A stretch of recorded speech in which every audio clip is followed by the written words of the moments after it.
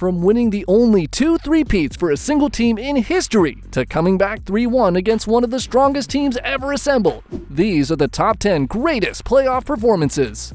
There is no doubt in anyone's mind that Jordan, LeBron, and Curry have all had epic runs to become some of the most dominant playoff performers. What a lot of people may not know, though, there are a multitude of straight-up ballers that have struck fear in the hearts of any contender in the NBA. From the young guns out there, many names like Kobe, Shaq, Kawhi, and maybe even Wilt, Bird, and Magic may come to mind. They aren't the only legends out there with a killer mindset and almost mystical handle of the game, though. Hakeem, Kareem, Stockton, and so many more deserve a spot on this list as well. So buckle up tight because we may hit some turbulence on today's flight. We're going to go over Jordan's 2-time three-peat, LeBron's unlikely 3-1 comeback, how Curry stuck it out with the Warriors to create a dynasty, and the many other otherworldly NBA legends in their path to basketball greatness. It takes a lot of talent to ever even be considered to be in the NBA. The reality is, most players sink to the bottom, or have one great game or season and are never heard of again. None of these players on today's top performers in the NBA postseason are one-offs.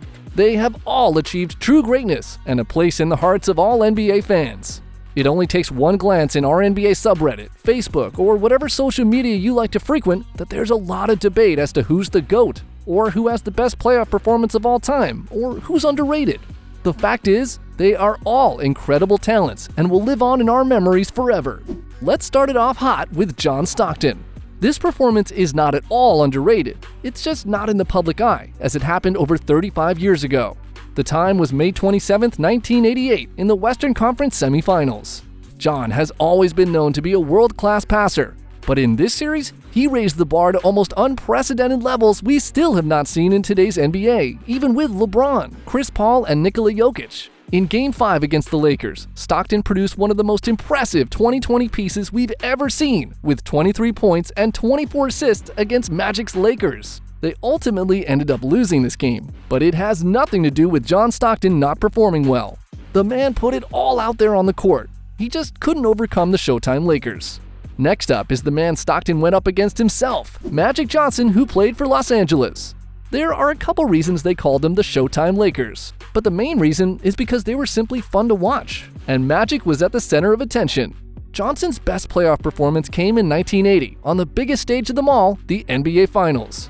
With Kareem out of the game at the time, Magic had to step up as a rookie, and show out he did, because he logged 42 points, 15 rebounds, and 7 assists in Game 6 alone. His flashy play and efficient scoring earned him the Finals MVP and his very first NBA championship. He would go on to earn 4 more titles and is still revered as one of the best ball handlers of all time. You can't talk about ball handlers without mentioning one of Magic's biggest rivals ever, which was Larry Bird. The two were meant to go head-to-head from the start, and for good reason. They had similar styles of flashy play, but Larry sometimes took it a little personal. Like in 1986, when he faced off against the Rockets. Triple-doubles are all the rage in today's game, but in that era, nobody focused on that statistic nearly as much as they do now.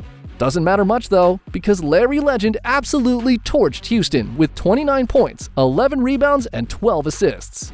This helped him bag the Celtics a 16th championship, and nobody disrespects the name of Larry Bird to this day.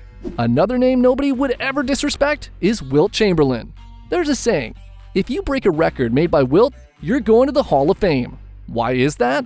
Wilt has made some absolutely insane records that will never be broken, like his 100-point game back in the 60s. But today, we're focusing on the playoffs, and it doesn't matter where you look, there's always a fascinating Chamberlain stat line out there.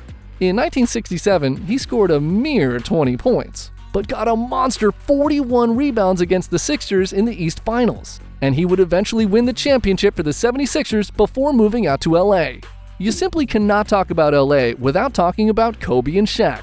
So let's talk about Shaquille O'Neal first. It's incredible to say, but he's most likely the most imposing big man in all of NBA history. When it came to being down low and in the post, there was nobody that could come close to stopping him, which is why in Game 6 of the NBA Finals in 2000, he was able to stamp out 41 points, 12 rebounds, and 4 blocks. This game would launch him into getting his first ring after also winning MVP for the only time in his career. His partner at the time? Kobe Bryant. While he wasn't the superstar we knew just yet, He would be when he and Shaq would go on to win 2 more rings together in the next 2 years. The best game by Kobe in the playoffs, though, would come in the Western Conference semifinals in 2001 versus the Kings. Bryant would go on to score 48 points, on top of 16 rebounds, 3 assists, and 2 steals. This feat was coupled on top of the fact he shot over 50% from the field and completely took over the game. Unfortunately, the duo had a very public falling out after a 4th attempt at a ring. You would think a superstar that left your franchise after winning a ring would garner at least a little hatred by their fans. Not so for Kawhi Leonard, who seemingly came out of a spaceship as a cyborg and dominated the entire playoffs while hitting one of the most clutch game winners of all time versus the 76ers in 2019. While playing for the Raptors, he won the team their first ring ever, beating the juggernaut of the Golden State Warriors in the finals. He then went straight to the Clippers, but not many Raptors fans are mad about his one-and-done year they had with him. He did end their championship drought after all. Then we hit the real meat and potatoes with the finalists in the top 3. And Steph Curry might actually be top 3 in many people's minds as one of the best ever to play the game overall. His insane ability to shoot threes from anywhere with a lightning-fast quickness and incredible accuracy are unmatched.